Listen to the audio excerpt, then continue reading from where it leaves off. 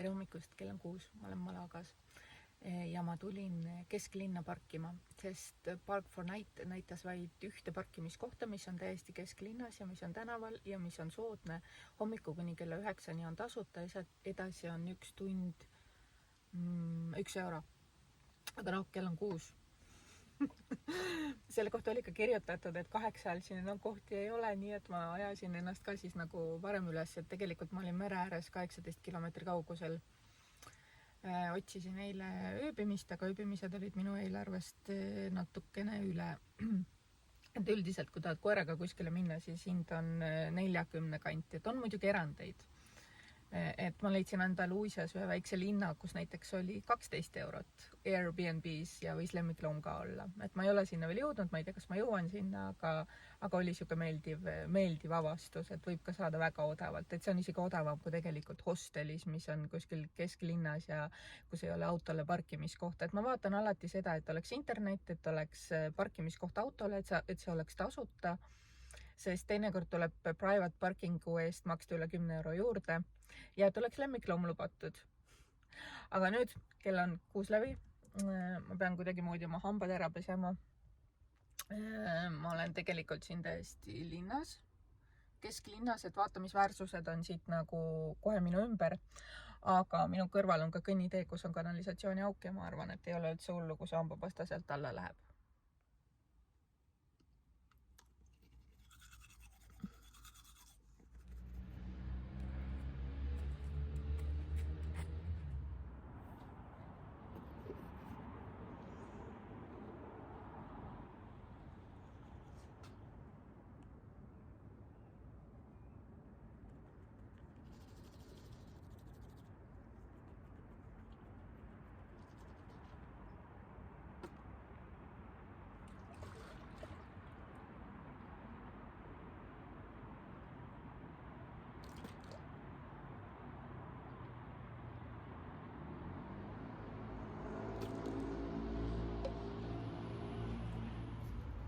Kaheksa paiku hakkab juba valgemaks minema ja nii 9 on täitsa valge. Auto sai ilusasti pargitud, selle koha kohta kirjutati ka seda, et siit on autosid minema veetud, kuna osad on parkinud oma sõidukid näiteks sinna, kuhu pargitakse rollereid sinna joonte peale ja siis ilma pikema jututa veetakse sõiduk lihtsalt ära. Olid ka parkimisautomaadid, esimene automaat ei töötanud, teine õnneks töötas, nii et sain oma mündid sisse ja paberi kätte. Esimesel automaadil oli paber otsas. Selle parkimiskoha kohta kirjutati, et kelle auto seal oli minema viidud, et trahv, et auto tagasi saada oli mingi circa 180 eurot. Ehk siis seda nalja ei tasu teha. Sama lugu pidi seal olema sellega, kes pargib kuskile kollase joone taha või kollase joone juurde. Et kesklinnas nagu mingit siukest tolerantsust ei ole, et kui seal eksid, siis karistatakse ikka ruttu ära. Kuidas ma kesklinnades orienteerun? Reeglina ma panen otsingusse linna nime ja katedraal. Ja kui selle koha leiad üles, siis seal ümber on juba kõik, mis on vana, tore ja vahva ja looline. Nii lihtne see ongi. Malaga katedraal on väga suur, väga uhke ja ma ütleks, et seni käidutest vast kõige suurem ja kõige uhkem, et lae all on veel eriti uhked vitraažid ja kogu see ruum ise ka, et see suurus. Siia meid lasti koeraga sisse, et tegelikult me läksime sinna juba nii, ma ei tea, 9 natukene läbi, ehk siis tegelikult seal veel koristati ja asi polnud ametlikult lahti, aga mõned kohalikud läksid ka palvetama sel ajal. Mina ise tegelikult panin ka küünla, kuna lahkus isa Afrat, kes oli minu tuttav ja mul on väga kahju, et teda enam meie seltsis ei ole. Muidu reeglina, kui ma käin kirikutes, katedraalides, siis ma alati panen mingi küünla ja mõnikord ma soovin, et minu ettevõetud seiklus läheks hästi, aga sel aastal ma olen alati soovinud juurde ka seda, et sõda lõpeks ära. Tuuker sai natuke aega katedraalis olla, siis ta ikka visati välja, nii et ma panin ta sinna värava külge siis natukeseks ajaks.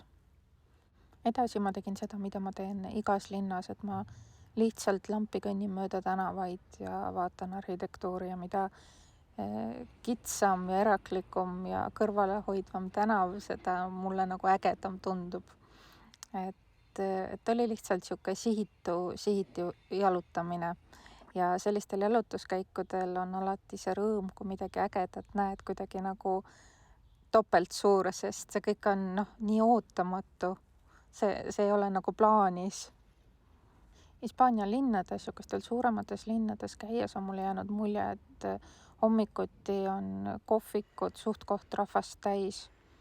Et kas siis enne tööd minnakse või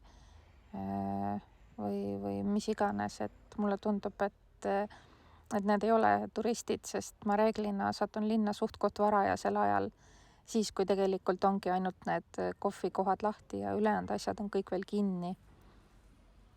See nüüd on kohalik turg, aga seegi ei olnud täielikult lahti. No tundub, et siin veetakse kõik minema, mis ripakil see ära.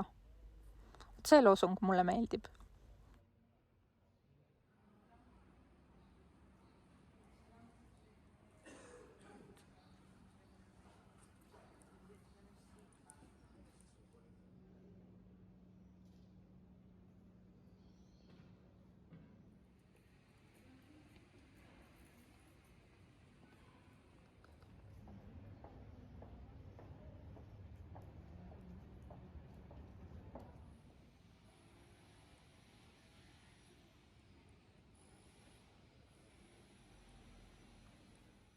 Kui ma üldiselt üritan söögikohtades mitte käia ja mitte endale neid kohvisid osta, siis sel hommikul ma tegin erandi, kuna ma ei olnud veel kohvi joonud ja võtsin ühe latte, 2 eurot maksis, imehea oli.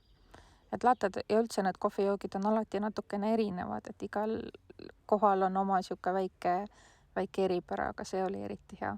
No ja siin nüüd oli just üks vanavarapood, et sinna ma ei hakanud ka sisse trügima, kuna sees oli hästi kitsas ja palju keraamikat ja muud, mida tuukar võiks näiteks kogemata kombel lõhkuda.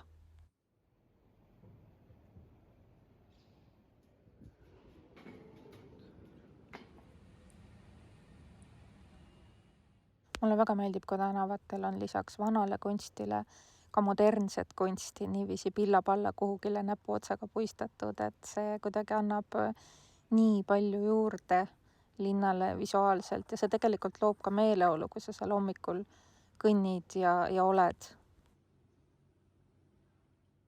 Nagu mulle ette jääb mingi kinnisvarafirma, siis ma vaatan ka akendel neid kuulutusi, mis on, et kui palju mis asjad maksavad. Ja kohati tundub, et mingid asjad on ikka meeletult kallid, aga samas on võimalik saada ka asju täiesti mõistliku hinnaga, mis on nagu kättesaadav, näiteks 50 000 või midagi sellist. Ma kujutan ette, et kuskil nii-öelda karu-uru kohtades, et seal vast on võimalik kindlasti ka mingi 20 000-ga mingi koht kätte saada. Kunagi ma unistasin, et nii äge oleks, kui oleks Tenerifel endal korter, aga nüüd ma saan aru, et ma ei taha kindlasti kuskile saarele, vaid ma tahaks just mandrile mingisugust väikest urgast kuskile maa kohta, kuna sealt saab alati nagu startida kuhu iganes, päevasele tripile, mitmepäevasele tripile, et mida iganes. Lisaks on nagu kinnisvarahinnad palju-palju sõbralikumad. Et oleks ka tulevikus võib-olla mõnus oma talvesid veeta kuskil soojemas kohas.